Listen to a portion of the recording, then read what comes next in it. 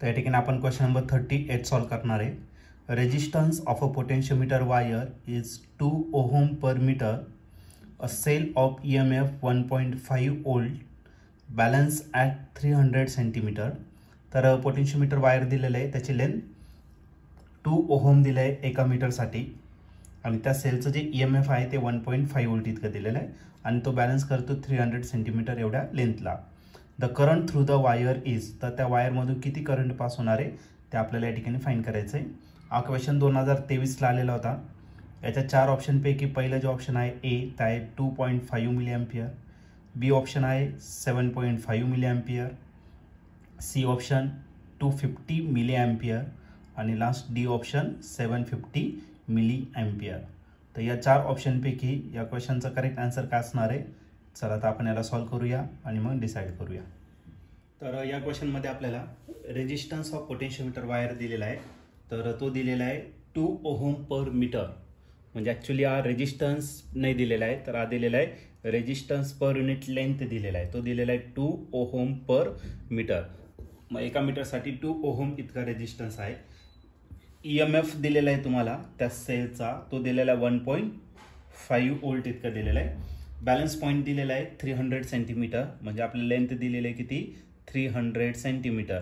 याचं कन्वर्जन जर मीटर केलं तर तो भेटणार किती? तर 3 मीटर एवढं भेटलं. ओके, तर आपल्याला करंट याच्यामध्ये आपल्याला या ठिकाणी फाईंड करायचा आहे. ओके, तर एक काम करू, लेंथ दिलेली आपल्याला, लेंथची व्हॅल्यू इथं पुट करून टाकू. म्हणजे आपल्याला काय भेटेल? तर R भेटेल. Okay, R divided by L. Lच्या जागी मी किती टाकणार? 3 आणि झाला 2 ओहम पर मीटर झाला.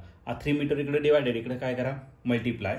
म्हणजे R जो भेटणार आहे तो 2 × 3 मीटर कॅन्सल झाला. म्हणजे R राहिला फक्त काय? ओहम राहिला. म्हणजे रेजिस्टन्स जे असणार ते किती असणार आहे? टोटल 6 ओहम इतकं असणार. ओके, आता आपल्याला काय करायचं आहे? करंट फाइंड करायचं according to Ohm's law. According to Ohm's law जर घेतला तर V is equal to IR. तर आपल्याला V नाही दिलाय तर मॅक्झिमम EMF जो असणार आहे तोच आपला पोटेन्शियल असेल आणि आला I × R. E किती दिलेला आहे? तो दिलेला 1.5. I आपल्याला फाइंड करायचा आणि रेजिस्टन्स जो आला तो किती आला? 6 आला. 6 इकडे मल्टिप्लाय, इकडे काय करा? डिवाइड. मग I ची व्हॅल्यू भेटेल आपल्याला 1.5 डिवायडेड बाय 6.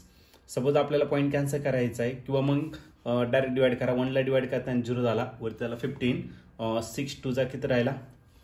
6 2 जा 12, किती उरला? 3 म्हणजे 30 आणि 6 5 जा किती होणार? 30. ओके, मग कशामध्ये झाला? एम्पियर. पण आपल्याला जे आन्सर दिले आहे कशामध्ये दिलेलं आहे? Milliampere. मग काम करा, 2 3 डिजिट शिफ्ट करा, 250 आणि 10 ची जी पॉवर येणार ती काय येणार? -3 एम्पियर. आणि 10⁻³ एम्पियर म्हणजेच आपला काय आला? Milliampere. मग 250 मिली एम्पियर हे झालं आपलं फायनल आन्सर. आणि या ठिकाणी तुम्ही ऑप्शन जर बघितलं तर ऑप्शन नंबर सी जो आहे तो या ठिकाणी आपला करेक्टली मॅच झालेला आहे. मग या क्वेश्चनचं जे आन्सर असणार आहे ऑप्शन सी, म्हणजेच current through the wire is 250 milli ampere.